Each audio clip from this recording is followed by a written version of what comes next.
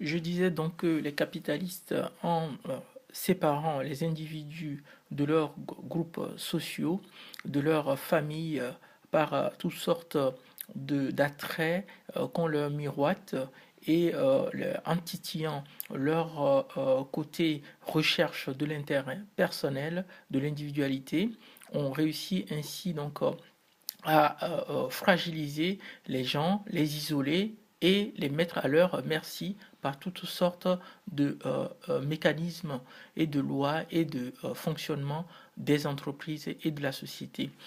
Une des, des faits qu'on a observés, c'est que dans ces sociétés hyper-capitalistes, les victimes, au final, qui sont en réalité délaissées pour compte, euh, et assimilés donc à des sont souvent hués, moqués et sont assimilés à des êtres faibles qui n'ont pas réussi à s'intégrer plutôt que de reconnaître qu'ils sont donc des victimes d'un système, on se moque d'eux en disant c'est eux qui n'ont pas la capacité de tenir dans le système. Ainsi donc bon, ils seront accusés d'être incapables de ne rien faire pour s'en sortir comme les autres, alors on les méprise dans leur souffrance, quand bien même ils sont les victimes. Au final, la victime devient responsable de son propre malheur et qu'elle subit, et ainsi le bourreau est acquitté et même félicité. Ce qui fait que, on observe donc une injustice euh, euh, dans la rue, une telle horreur de ce système capitaliste avec une dureté des cœurs. Donc là, en face de nous, nous avons une petite illustration en image que j'ai essayé de faire pour montrer les différents étages de cette société de libéralisme, d'ultralibéralisme. Là, on voit donc en haut une poignée de main avec à côté l'insigne de, du nucléaire qui montre donc les impérialistes, des gens bien cachés et qui manipulent tout dans l'ombre, dont le seul but est de dominer la Terre, de s'accaparer de la liberté des individus et de les exploiter, les utiliser à leur guise. Et donc, eux, on ne les connaît pas, c'est des gens qui sont cachés, personne ne sait qui ils sont en réalité, mais ils manipulent ici les multinationaux. C'est eux qui manipulent les multinationaux, c'est eux qui sont des sortes de directeurs de ces multinationaux qui se sont prospérés sur donc le commerce illicite. Ces multinationaux ont fait la plupart de leur richesse sur l'esclavage des Noirs, sur la surexploitation, sur les guerres qui sont financées.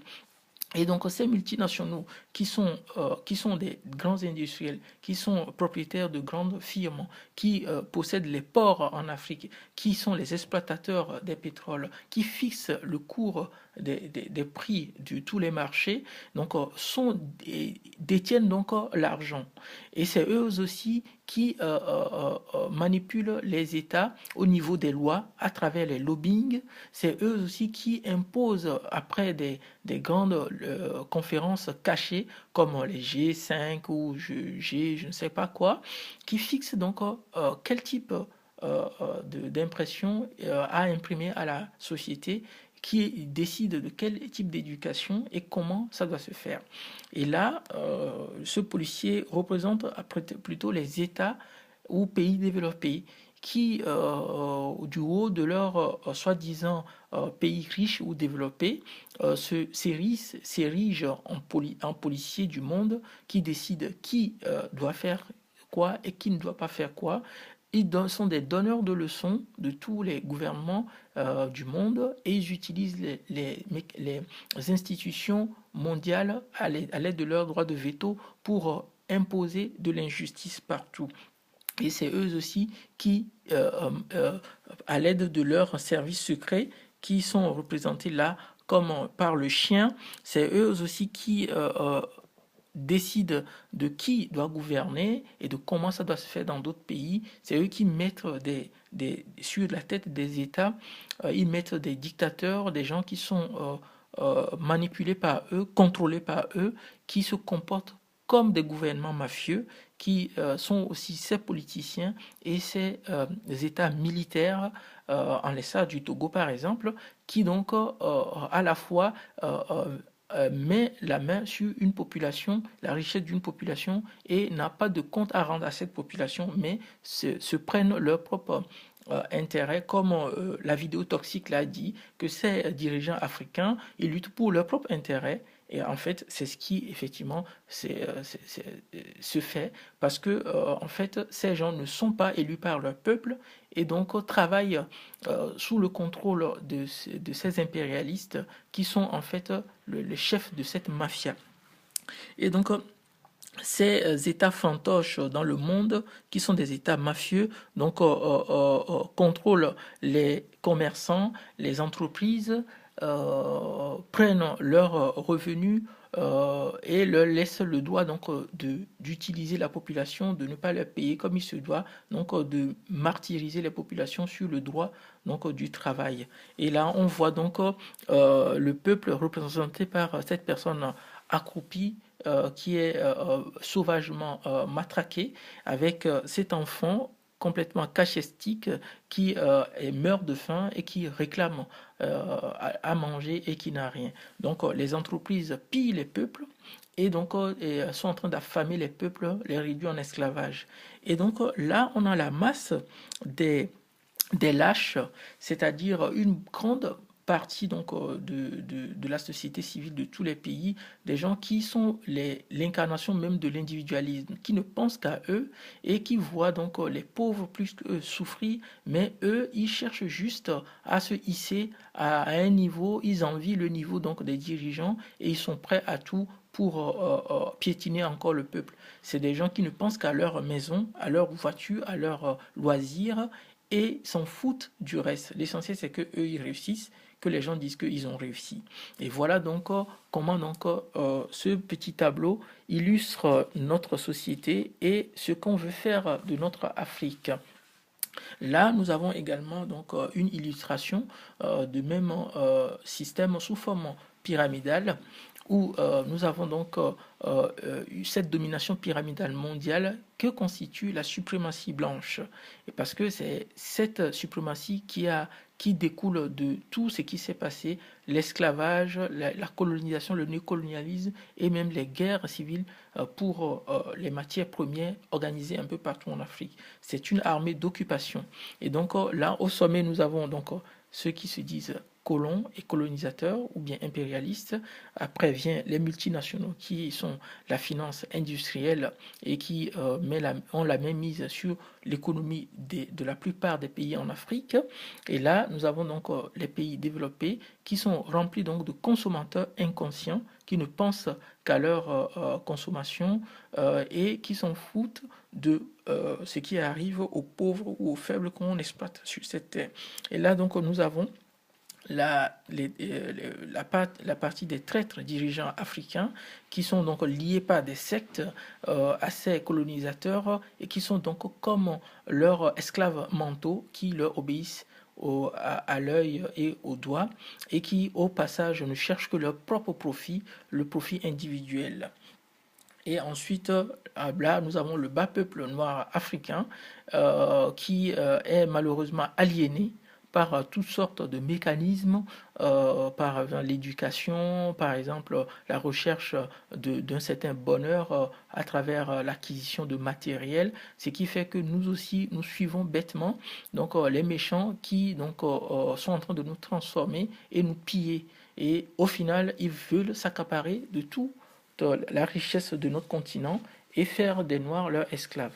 Donc cette image qui est une belle illustration d'un âne qui est attaché à une petite chaise et qui peut se détacher et courir et partir, mais qui pense toujours être lié et donc est attaché alors qu'avec la force de l'âne, il peut se détacher et se libérer. Donc nous, Africains, nous ne devons plus nous comporter comme un âne, mais nous devons lutter pour notre dignité, pour la liberté, pour exister selon notre propre manière d'exister. Nous sommes un grand peuple, nous ne sommes pas une minorité. Souvent, les gens disent que les Noirs sont une minorité. Parfois, on dessine l'Afrique tout petit pour montrer que nous ne sommes rien. Mais en réalité, l'Afrique, c'est un grand continent et un des continents les plus vastes au monde. Mais on nous fait croire que nous sommes une minorité. Nous devons être conscients de notre force et de notre paradigme, notre propre culture pour pouvoir ne pas tomber dans ce piège de nous réduire en des esclaves éternels. Là, donc, on voit que le colonialiste, il demande de tuer les Noirs et il demande de leur dire que c'est comme ça, on n'y peut rien.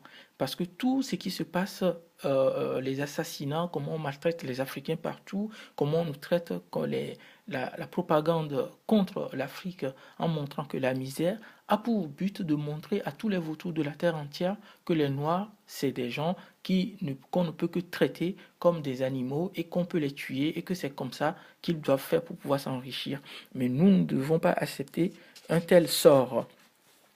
Voici donc, c'est un agenda qu'ils ont préparé, un agenda d'aliénation, toujours pyramidal. Ça a déjà commencé par une aliénation brutale par l'esclavage, par l'occupation, par la violence du passé, et ensuite ils ont continué par une aliénation mentale qui a été coloniale.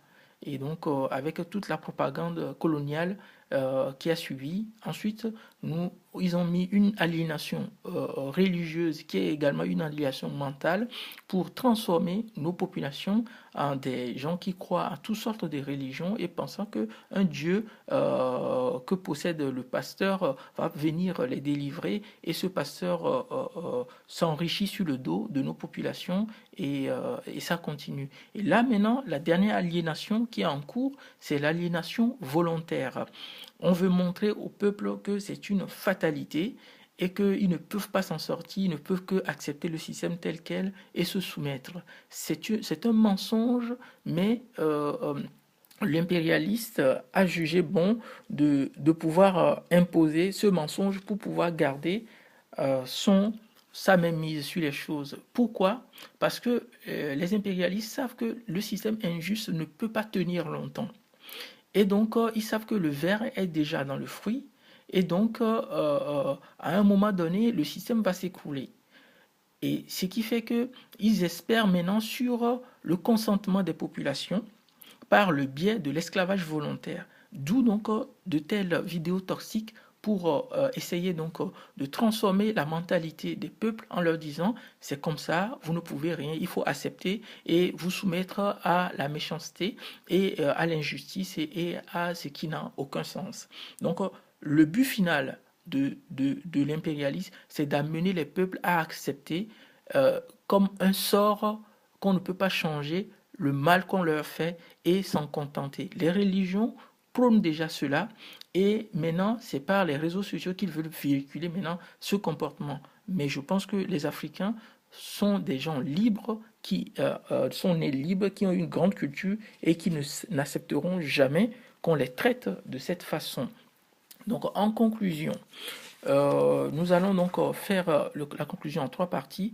Dans un premier temps, donc, il faut que nous comprenions que la notion que l'intérêt général découle des intérêts personnels par la main invisible est un mensonge qui a longtemps caché la vraie stratégie de domination et d'esclavage des masses par une classe dite d'élite ou de dirigeants dont le seul but est